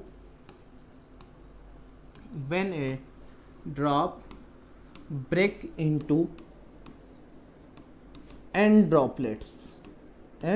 droplets, एक ड्रॉप जो है उसको हम n ड्रॉपलेट्स में तोड़ रहे हैं, तो सीधे सीधे हमें पता है कि एरिया जो होगा वो इंक्रीज करेगा। अगर एरिया इंक्रीज करेगा, एरिया अगर बच्चे इंक्रीज कर रहा है तो सरफेस एनर्जी इंक्रीज करेगी। सरफेस एनर्जी क्या करेगी, इंक्रीज करेगी। सरफेस एनर्जी अगर इंक्रीज करेगी, सरफेस एनर्जी अगर इंक्रीज करेगी तो इंटरनल एनर्जी डिक्रीज करेगी। इंटरनल एनर्जी जो होगी वो डिक्रीज करेगी। टेम्परेचर भी क्या होगा, डिक्रीज करेगा। अच्छा, टेम्परेचर डिक्रीज करने का मतलब ये है ना प्रभु, जैसे देखिए सलून में हम लोग जानते हैं तो वहाँ पे बार बार लोग जो होते हैं वो चेहरे पे अक्सर स्प्रेयर से स्प्रे करते हैं, तो वहाँ से हमें पता चलता है कि टेम्परेचर कुछ ना कुछ डाउन होता है। एंड एनर्जी, जब टेम्परेचर डाउन हो रहा है तो इसका मतलब क्या होगा कि एनर्जी इज एब्जॉर्ब। ये रहा इससे रिलेटेड थ्योरी का पॉइंट। अच्छा, अगर इस पे बेस्ड न्यूमेरिकल हो कि एक when a drop breaks into n droplets, तो भैया वहाँ ज़्यादा सोचना नहीं होता। जब भी ऐसे केसेज में हमसे पूछा जाए कि गेन इन सरफेस एनर्जी, तो देखिए सरफेस एनर्जी हमें पता है कि सरफेस एनर्जी क्या हो रही है, इंक्रीज हो रही है। सरफेस एनर्जी क्या हो रही है, इंक्रीज हो रही है। सरफेस एनर्जी क्या करेगी, इंक्रीज करेगी। और ऐसे केसेज में हमें सीधा सीधा फार्मूला जो पढ़ के रखा है हम लोगों ने वो फार्मूला यूज कर देंगे, फिर कोई समस्या ही नहीं है। देखिए डेल्टा यू इक्वल टू सीधा सीधा लिखेंगे हम लोग 4 पाई आर क्यूब, 4 पाई, इसके बाद हो जाएगा 4 पाई, इसके बाद R square, 4 pi R square, इसके बाद एन के आर स्क्वायर, इसके बाद फिर टी लिखेंगे, इसके बाद फिर क्या आएगा n की पावर 1/3 - 1। ऐसा हम लोगों के पास कुछ रिलेशन निकल के आएगा। इस तरीके से हम लोगों के पास कुछ रिलेशन निकल के आएगा आर स्क्वायर टी। अब देखिए ये रिलेशन तब आता है जब एक ड्रॉप ब्रेक होता है किसमें, n इक्वल ड्रॉपलेट्स में। तो यहाँ से भैया सीधे सीधे फार्मूला अब अप्लाई करने की ज़रूरत है। और फार्मूला अगर हम लोग अप्लाई कर दें तो यहाँ पे फार्मूला अप्लाई करते ही हम लोगों को मिलेगा क्या, 4 × 3.14 × आर स्क्वायर। आर स्क्वायर बोला जाए तो आर स्क्वायर का सीधा मतलब ये है कि 10 की पावर -3 का whole square into T. Surface tension हम लोगों को दे रखा है 0.45 इंटू n की पावर 1/3। अब देखिए यहाँ से n की पावर 1/3 यानी लिख सकते हैं हम लोग 5 की पावर 3 इंटू 1/3 - 1। अब देखो ये 3 से 3 कटेगा, 1 आएगा, 5 - 1 कितना आएगा, 4 आएगा।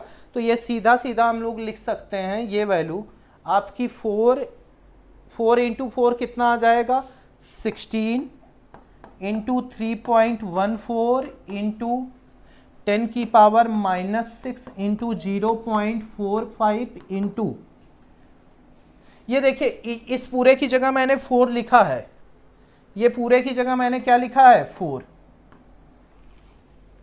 ऐसा कुछ आएगा हम लोगों के पास। अब इसको अगर हम लोग सॉल्व कर दें तो ये 16 इंटू 3 की पॉइंट 0.5 ये आ जाएगा 22.6 इंटू 10 की पावर -6 जूल।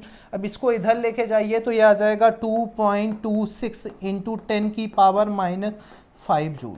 अब इस तरीके से हमारा ऑप्शन हो जाएगा फर्स्ट। अच्छा, ये फार्मूला थोड़ा सा हमें ध्यान में रखना पड़ेगा सॉल्व करने के लिए कि डायरेक्ट हम लोगों को कैसे सॉल्व करना है, वरना फिर क्वेश्चन हम लोगों से गलत हो सकता है। इसको ध्यान में रखेंगे। चलिए आगे बढ़ते हैं अगले क्वेश्चन की तरफ। A block of mass 5 kg is at rest. एक ब्लॉक है जो मास 5 kg का है और किस पे है, रेस्ट पे। किस पे है, रेस्ट पे। अब देखिए इसके बाद 30 न्यूटन का एक फोर्स इसके पैरेलल में लग रहा है ताकि ब्लॉक 50 मीटर जाए 10 सेकेंड में। तो भैया देखो S इक्वल टू हम लोग सीधे क्या लिख सकते हैं, ut + ½ AT²। इनिशियली ये किस पे था, रेस्ट पे, तो देखिए s इक्वल टू 50 आ गया, ये हाफ आ गया, a हमें पता करना है इंटू टी। टाइम कितना दिया है 10 सेकेंड, यानी 10 का होल स्क्वायर, यानी यहाँ से आ जाएगा 50 इक्वल टू 100a/2, यानी सीधे सीधे 50a। तो यहाँ से a की वैल्यू जो आ जाएगी वो सीधे सीधे आ जाएगी 1 मीटर पर सेकेंड स्क्वायर। a की वैल्यू कितनी आ जाएगी 1 मीटर पर सेकेंड स्क्वायर। अब देखिए भैया, हम इसको आगे ले जा रहे हैं तो सीधी बात है, देखिए कि इस पे अगर हम ब्लॉक मान लें, इसको हम लोग क्या मान लें, ब्लॉक मान लें, तो भैया अगर इस पे फोर्स हम लोगों ने ऐसे अप्लाई कर रखा होगा तो इस सरफेस पे काइनेटिक फ्रिक्शन कहाँ लग रहा होगा, नीचे की तरफ। फोर्स इधर लग रहा होगा, काइनेटिक फ्रिक्शन इधर की तरफ लग रहा होगा, एक्सेलेरेशन इधर की तरफ है, और कितना है, सीधा सीधा दिया है 1 मीटर पर सेकेंड स्क्वायर। और यहाँ पे F जो है वो आपका ड्राइविंग फोर्स है, कितना है ड्राइविंग फोर्स, और F की वैल्यू आपको सीधे सीधे दे रखा है 30 न्यूटन।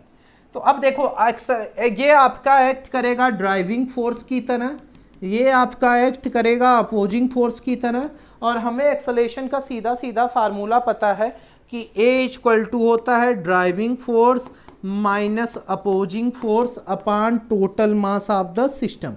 तो इसको इधर ले जाइए, तो A की वैल्यू 1 है, M की वैल्यू कितनी है 5, तो m a equal to F minus kinetic friction.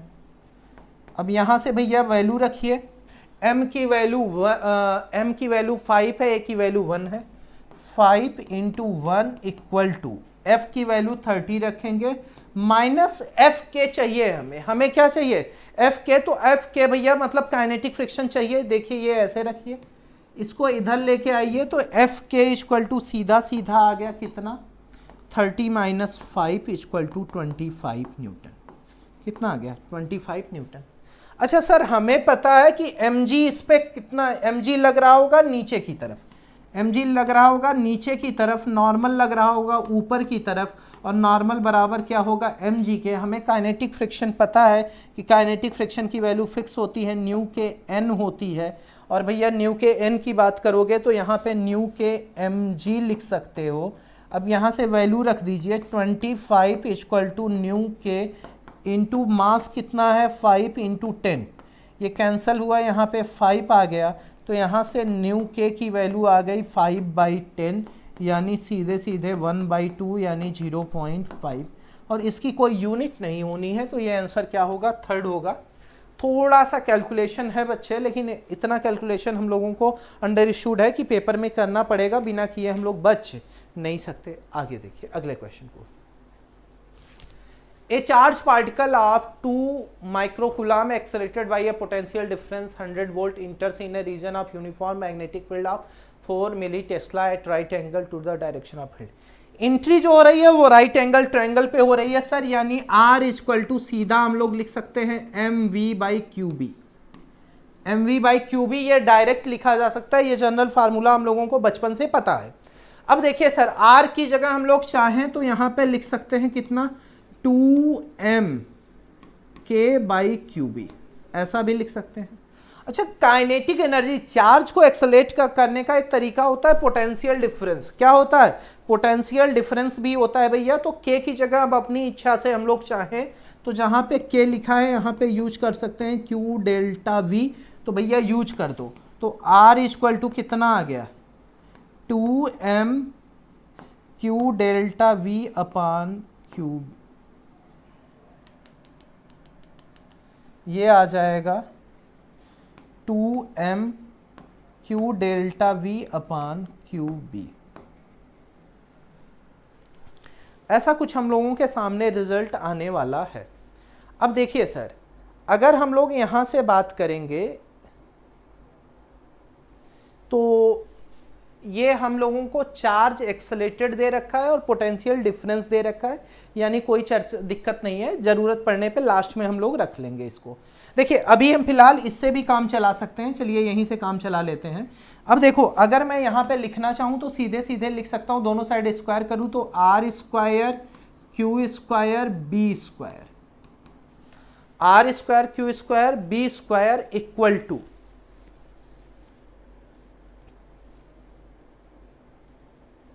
ये आ जाएगा आपका स्क्वायर करने पे 2m के यहाँ से देखिए अगर मैं लिखना चाहूँ तो m की वैल्यू पूछ रहा है तो r square q square b square upon 2k आया। k की वैल्यू हमें बचपन से पता है तो रख दीजिए। m इक्वल टू कितना आ गया r square q square b square upon 2q delta v, यही हमें रखना था। r स्क्वायर मतलब बोला जाए तो देखिए अब एक एक डेटा रखिए। r कितना दिया है 3 सेंटीमीटर। 3 सेंटीमीटर का मतलब 3 इंटू 10 की पावर -2 का होल स्क्वायर, 3 इंटू 10 की पावर -2 का होल स्क्वायर। इसके बाद क्यू स्क्वायर का मतलब इधर है 2, ये आ जाएगा 2 इंटू 10 की पावर -6 का whole square into B square magnetic field 4 milli tesla है यानी 4 इंटू 10 की पावर -3 का होल स्क्वायर अपान।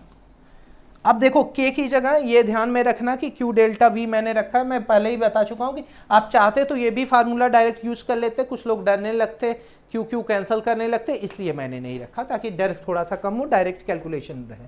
अब देखो 2 इंटू q की बात करो, q की बात करोगे तो q हमें पता है 2 इंटू 10 की पावर -6 है यानी 4 आ रही है वैल्यू। इसके बाद फिर अगला बच रहा है हमारे पास डेल्टा v। डेल्टा v कितना आ रहा है 10 की पावर 2। भैया यहाँ से देखो कैलकुलेशन अब सीधा सीधा करना बचा है हम लोगों के पास। अब वैल्यू रख देता हूँ मैं m इक्वल टू 9 इंटू 10 की पावर -4 इंटू ये 2 का स्क्वायर 4 होगा इंटू 10 की पावर -12 होगा इंटू ये 16 इंटू 10 की पावर -6 होगा अपान 2 इंटू 2 4 आएगा, 4 इंटू 10 की पावर -4 आएगा। अब देखिए 4 से 4 कैंसल, 10 की पावर -4 से 10 की पावर -4 कैंसल। अब हम लोगों के पास बच रहा है कितना 9 इंटू 16 यानी 16 इंटू 9 ये आ जाएगा 144 इंटू 10 की पावर -12 -6 ये आ गया 144 इंटू 10 की पावर -18 ये कौन सा आंसर हो गया भैया फर्स्ट। थोड़ा सा बच्चे कैलकुलेशन को ध्यान में रखना पड़ेगा, बाकी क्वेश्चन तो बहुत आसान था। देखिए अगला question, 2 equal positive charges are separated by a distance 2a।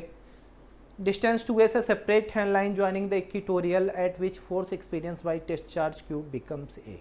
अब देखो भैया फोर्स हमें टेस्ट चार्ज की वजह से सीधा सीधा पता है कि अब देखो अब इस पे ज़्यादा हम लोगों को घूमना टहलना नहीं है, क्वेश्चन सिंपल है और सिंपल तरीके से सॉल्व भी किया जाएगा, ज़्यादा घुमाना फिराना नहीं है क्वेश्चन को। देखो यहाँ पे हम लोग मान लेते हैं टेस्ट चार्ज है Q0, यहाँ पे चार्ज आपका Q है, यहाँ पे भी चार्ज कितना है Q है, इसके बीच की डिस्टेंस a है, इसके बीच की डिस्टेंस a है और इसके बीच की डिस्टेंस r है। अब हम दो तरीका कर सकते हैं, या तो हम फोर्स निकाले 2F cos थीटा, या परपेंडिकुलर बाइसेक्टर की वजह से हमें इलेक्ट्रिक फील्ड पता होती है, उसी में सीधे सीधे किसका मल्टीप्लाई कर दो चार्ज का। किसका? परपेंडिकुलर बाइसेक्टर की वजह से जो इलेक्ट्रिक फील्ड का फार्मूला होता है उसमें सीधे सीधे चार्ज का मल्टीप्लाई कर दे, काम खत्म। उसमें Q0 का मल्टीप्लाई कर देते हैं। तो देखो F नेट इक्वल टू सीधे सीधे हम लोग लिख सकते हैं Q0 E। अब देखो इसको अगर मुझे लिखना हुआ तो ये फार्मूला सीधा सीधा हम लोगों को पता है कि होता है 2K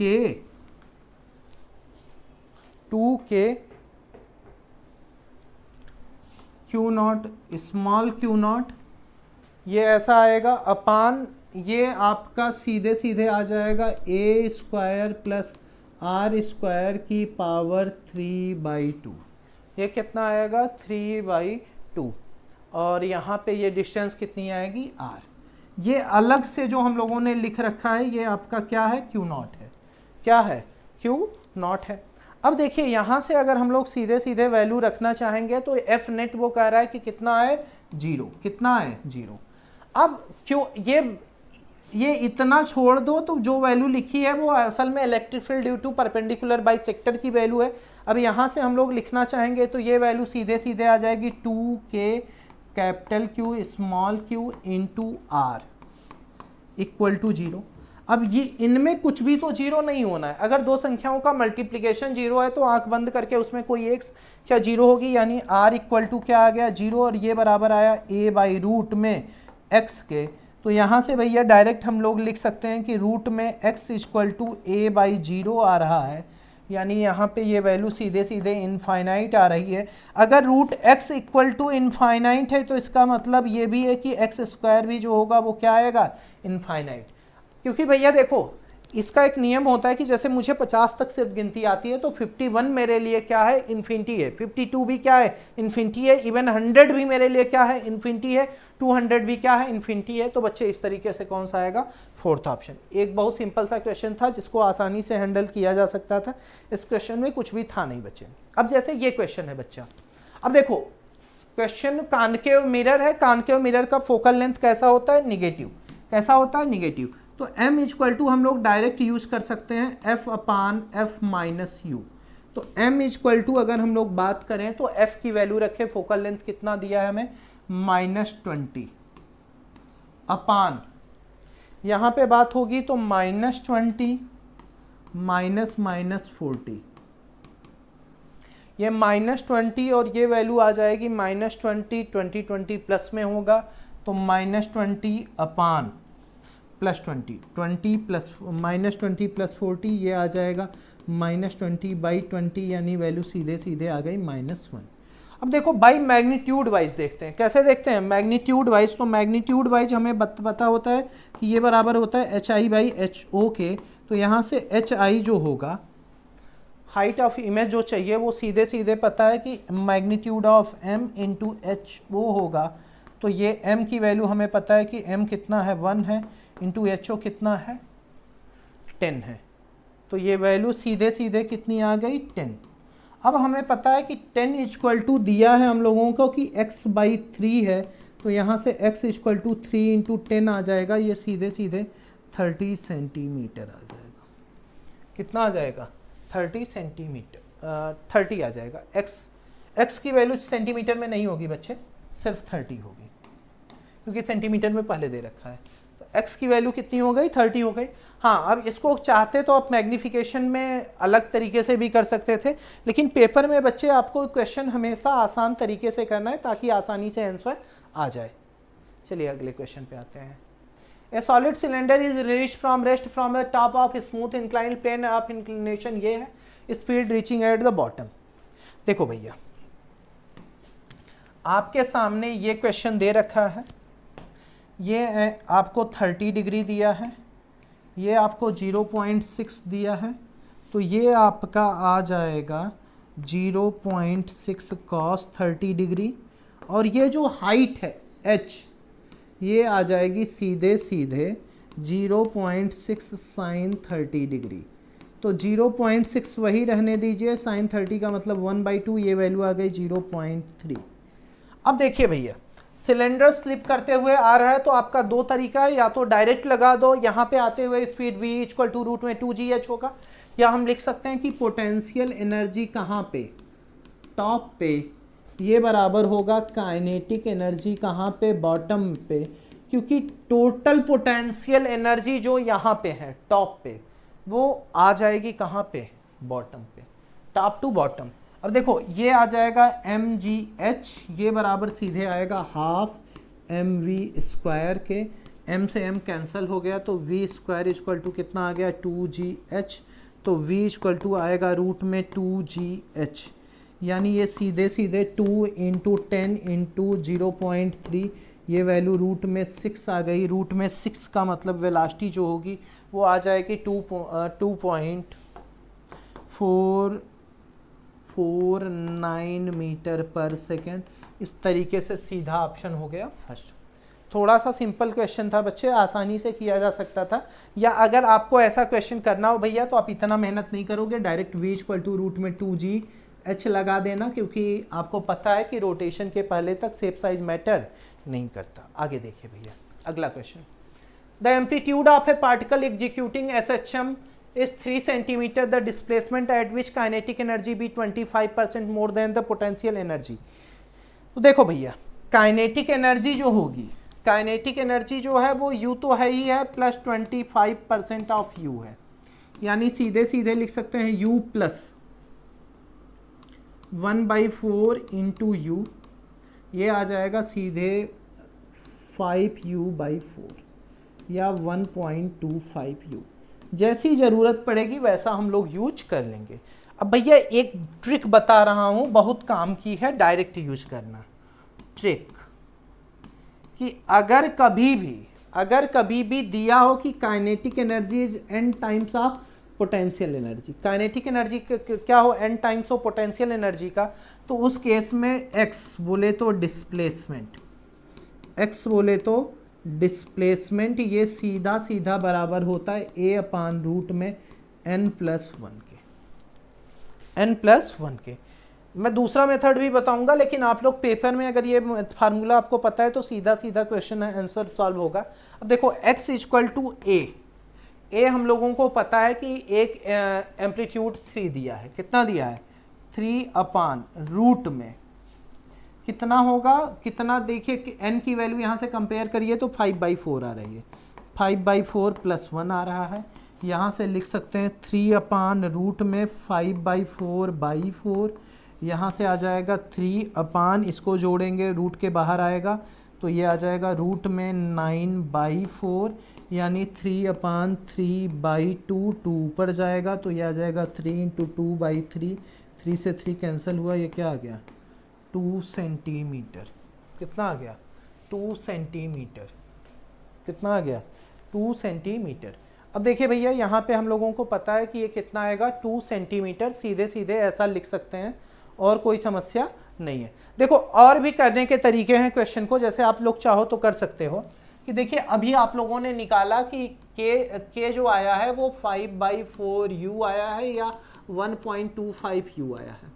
अब देखिए टोटल एनर्जी जो होगी E, टोटल एनर्जी E जो होगी वो सीधे सीधे होती है K+U, यानी सर 5/4U + U, और यहाँ से ये आ जाएगा 9U/4, कितना आ गया 9U/4। और हमें फार्मूला पता है का टोटल एनर्जी E का, E इक्वल टू आया 9U/4, तो इसका फार्मूला पता है हाफ। अब इसके बाद फिर क्या लिख सकते हैं KA², ये सीधा सीधा आ जाएगा 9/4 इंटू हाफ KX²। देखिए हाफ के से हाफ के गयो काम से, A² बचा है तो A² इक्वल टू 9/4 X²। यहाँ से भैया A इक्वल टू आ जाएगा, दोनों साइड रूट लेने पे X, तो यहाँ से X इक्वल टू आ गया 2A/3, और वैल्यू रख दो 2 × 3 mm ही था ना, नहीं सेंटीमीटर था, सेंटीमीटर/3, 3 से 3 कैंसिल हुआ, 2 सेंटीमीटर आ गया। अब वो आपकी मर्जी पे है बच्चे कि क्वेश्चन आप किस तरीके से करना चाहते हो। ये याद रखना कि अगर हमें काइनेटिक एनर्जी दिया हो कि n टाइम्स U है, डिस्प्लेसमेंट पूछ रहा है, तो आंख बंद करके x A/रूट में n+1 कर देना, इससे बेटर कोई तरीका नहीं है बच्चे। चलिए अगले क्वेश्चन पे आते हैं। In LCR circuit is connected to an AC source of 220 volt 50 Hz. The circuit contain maximize the average rate at which energy is supplied. इसका सीधा मतलब ये पूछ रहा है कि पावर क्या हो, इसका सीधा मतलब ये कह रहा है कि पावर क्या हो मैक्सिमम, पावर क्या हो मैक्सिमम। वो सीधा सीधा ये जो लाइन लिख रहा है needed to maximise the average rate at which energy is supplied, वो पूछ रहा है कि पावर क्या हो मैक्सिमम हो, और power will be maximum, power will be maximum at the condition of resonance, at the condition of resonance. ये किसकी कंडीशन में होगा रेजोनेंस के। अब देखो यहाँ से हम लोग डायरेक्ट लिख सकते हैं, रेजोनेंस की कंडीशन होती है XL equal to XC। XL हम लोगों को दे रखा है तो भैया यहाँ से लिख सकते हैं 79, या चलिए अभी यहाँ पे लिखा जा सकता है XL इक्वल टू 1/ωc, यानी 1/2πfc। और हमसे पूछ रहा है कि कैपेसिटी बताना है। तो देखिए C इक्वल टू यहाँ से फार्मूला निकल के आ रहा है 2 पाई एफ इंटू एक्स एल, तो रख दीजिए वैल्यू। C इक्वल टू 1/2 पाई की वैल्यू 3.14 इंटू फ्रीक्वेंसी कितनी दी गई है 50 हर्ट्ज इंटू एक्सएल 79.6। अब इसको सॉल्व करेंगे तो ये 1 कितना आएगा 50 79, ये आ जाएगा 24,999.4।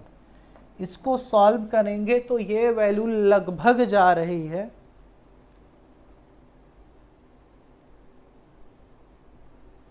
ये वैल्यू लगभग जा रही है 0.0000400।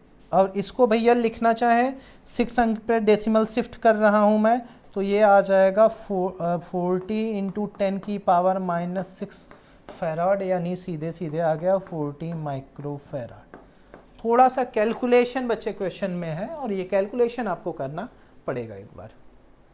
या देखो पेपर में कैसे करोगे ना, आप मेरी तरह नहीं उलझोगे, आप इसको कितना मान लोगे 1/25000 और 1/25 इंटू 10 की पावर -3 कर लेना। इस तरीके से कैलकुलेट करना बच्चे, मेरी तरीके से आप बैठ के वहाँ कैलकुलेशन मत करना। चलिए अगला क्वेश्चन देखते हैं बच्चे। 41 which of the following cases force may not be required to keep up particle going in circle. Particle अगर सर्कल में घूम रहा है तो इसका मतलब रिक्वायर्ड सेंट्रीपिटल फोर्स, इसको सेंट्रीपिटल फोर्स चाहिए, तो पहला ऑप्शन गलत है। Particle going along a straight line, जी हाँ, लगातार उसको स्ट्रेट लाइन पे जाते रहने के लिए कोई ना कोई फोर्स चाहिए। The momentum of the particle constant, और हमें पता है बच्चे कि F इक्वल टू क्या होता है dp/dt, और अगर ये 0 हो रहा है इसका मतलब सीधा सीधा है कि किसी का भी डिफरेंशिएशन तभी 0 होता है जब वो वैल्यू क्या होती है कांस्टेंट होती है। यानी आपने ये बता दिया कि मोमेंटम क्या है कांस्टेंट होगा, उस कंडीशन में जो फोर्स होगा वो सीधा सीधा क्या होगा 0 होगा। यानी सर कौन सा ऑप्शन होगा थर्ड ऑप्शन। ये बहुत बेसिक थ्योरी का क्वेश्चन है बच्चे, जिसके लिए ज़्यादा परेशान होने की ज़रूरत नहीं है। Relative permeability represented by mu r and susceptibility paramagnetic का। देखो भैया, अगर पैरामैग्नेटिक की बात हो रही है, किसकी बात हो रही है पैरामैग्नेटिक की, तो पैरामैग्नेटिक में मैग्नेटिक सस्पेक्टिबिलिटी चाई जो होती है वो स्मॉल एंड पॉजिटिव होती है। कैसी होती है स्मॉल एंड पॉजिटिव होती है, यानी मैं सीधे सीधे लिख सकता हूँ चाई ग्रेटर देन 0, चाई ग्रेटर देन 0, यानी दो ऑप्शन तो ऐसे ही खत्म हो गया। अब देखिए आगे रिलेटिव परमेबिलिटी लिखना हुआ तो रिलेटिव परमेबिलिटी ये भी 1 प्लस परमेबिलिटी आती है, यानी जो भी वैल्यू आएगी वो स्लाइटली ग्रेटर देन 1।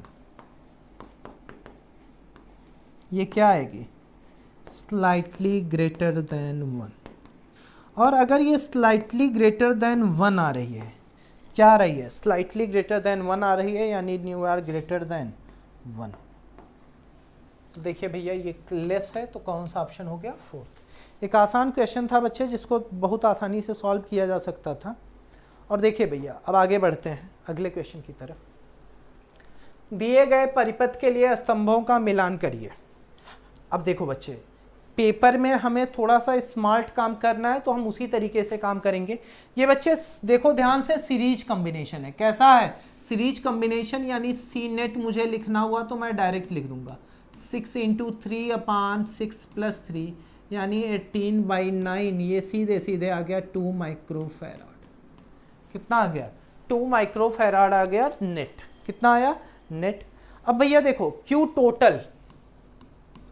टोटल की अगर हम बात करें तो सप्लाइड बाय बैटरी, ये सी इक्विवेलेंट इंटू वी आएगा। सी इक्विवेलेंट की बात करो तो कितना है 2 माइक्रोफैराड इंटू वी कितना है 8, ये आ गया 16 माइक्रोफैराड। यानी Q1 बाई सीरीज में चार्ज क्या होता है सेम, ये सीधे सीधे आ गया 16 माइक्रोफैराड। कितना आ गया 16 माइक्रोफैराड। अब भैया एनर्जी, पहला हम लोगों को क्वेश्चन में दिया है एनर्जी स्टोर्ड इन 3 माइक्रोफेराड। अब सोचना नहीं है ज़्यादा, अब यहाँ पे डायरेक्ट फार्मूला लगा दो Q स्क्वायर बाई 2C का। एनर्जी स्टोर्ड इन 3 माइक्रोकूलम वाले में, 3 माइक्रोफेराड वाले कैपेसिटर में। अब देखो यहाँ से Q स्क्वायर बाई सीधा सीधा कितना आएगा 2C। Q स्क्वायर बोले तो 16 का स्क्वायर इंटू 2 की वैल्यू 16 का स्क्वायर 2 इंटू कितना होगा कैपेसिटेंस C का कितना है 3, ये आ जाएगा 256 बाई 6 यानी 128/3 माइक्रोजूल। खत्म कहानी। अब भैया देखो A से R को जोड़ दिए, देखो A से P गलत, A से P गलत, A से Q गलत, डायरेक्ट A से R। भैया पेपर में बैठ के अब उसके बाद बाकी का नहीं मिलाओगे, बाकी के लिए आपको कॉन्फिडेंस रखना पड़ेगा। अगर दूसरा भी मिलाना चाहते हो तो देखो एनर्जी स्टोर्ड इन 6 माइक्रोकूलम, यहाँ 256 अपान कितना आ जाएगा सीधे सीधे 12, 256 अपान 12 यानी कितना आ जाएगा 64/3 आ जाएगा अगला। इसके बाद फिर हीट लॉस कितना आ जाएगा हीट लॉस ड्यूरिंग चार्जिंग अगर हम लोग देखेंगे तो ये Q इंटू V 16 इंटू 8 कितना आ जाएगा 128, और ये उसी का हीट लॉस उसमें से आधा कर देंगे तो कितना हो जाएगा 64। तो हमें पता है कि अब सीधे सीधे किया जा सकता है, लेकिन बच्चा आप एक ही से मिला के आगे बढ़ जाना। ये क्वेश्चन बच्चे मान के चलिए कि बहुत आसान क्वेश्चन है, सीधा सीधा क्वेश्चन है। जब भी रिफ्रैक्टिव इंडेक्स की बात हो, किसकी बात हो रिफ्रैक्टिव इंडेक्स की, तो सीधे सीधे लिखना म्यू आर ई आर, और इसकी जगह हम डायरेक्ट म्यू आर की जगह रिलेटिव के जगह हम लोग क्या लिखेंगे new upon new not into epsilon upon epsilon not. कोई तो ऑप्शन मैच कर रहा होगा। हाँ ये भैया लिख देता हूं मैं जैसा इनका टर्म है ई न्यू अपान, कौन सा ऑप्शन मैच कर गया 4। एक आसान क्वेश्चन था बच्चे जिसे बहुत इजीली हैंडल किया जा सकता था, जिसमें कैलकुलेशन ना के बराबर था और इजीली हैंडल करने का तरीका हम लोगों को पता है। चलिए लास्ट क्वेश्चन पे आते हैं। अब भैया इस क्वेश्चन पे थोड़ा सा ध्यान देने वाली ज़रूरत है। अगर हम लोगों ने क्वेश्चन पे ध्यान नहीं दिया बच्चे तो क्वेश्चन हम लोगों के हाथ से स्लिप कर सकता है, और ये क्वेश्चन पे बहुत ध्यान देना पड़ेगा हम लोगों को। तो इधर से मैं इसीलिए यहाँ से शुरू कर रहा हूँ। देखो यहाँ पे गेट अगर आप पहचानेंगे तो ये ए, ठीक है, ये A प्लस क्या हो गया B, आर गेट की वजह से यहाँ पे इनपुट कितना आएगा B। तो यहाँ से ये जो आपका एंड गेट है, एंड गेट पे ये इनपुट हो जाएगा A plus B dot B। अब इसको भैया लिखना हुआ तो डायरेक्ट लिख सकते हैं हम लोग A B plus B B, और यहाँ से B को कॉमन लो, B को कॉमन लेंगे तो ये आ जाएगा B प्लस 1। अब ये मत कहिएगा कि सर ये ठीक है, ये हमें पता है बुलियन अलजेब्रा लग रहा है, और भैया कुछ भी जुड़ा हुआ अब आगे B A प्लस 1 होगा ना, B A प्लस क्या आएगा 1, और यहाँ से A प्लस 1 की कुछ भी वैल्यू हो सीधे सीधे 1 आएगा, यानी वैल्यू क्या आ गया B। यानी वो कह रहा है कि जो इनपुट A का है वही इनपुट किसका होना चाहिए Y का, सॉरी B का जो इनपुट है वही Y का। तो B का है लेकिन यहाँ पे नहीं है, यानी पहला गलत हो गया। दूसरा चेक करते हैं, कौन सा चेक करते हैं दूसरा, दूसरे को चेक करिए भैया। यहाँ पे अब चेक करते हैं, चलिए ये A से गया है, ये B से गया है, तो सीधा सीधा हम लोग इसका लिख सकते हैं A प्लस B, एक इनपुट इधर से जा रही है, ये A जा रहा है। अब इसको लिखना हुआ उसी तरीके से तो डायरेक्ट लिखोगे।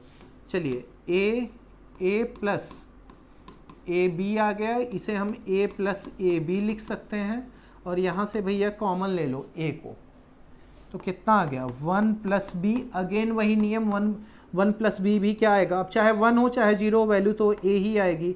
तो देखो जो A आएगा वही आउटपुट, A 0 है तो ये 0 है, 0 पे 0 है, 1 पे 1 है, 1 पे 1 है, यानी कौन सा ऑप्शन सेकंड ऑप्शन। फिर मिलते हैं बच्चे कल के पेपर डिस्कशन में।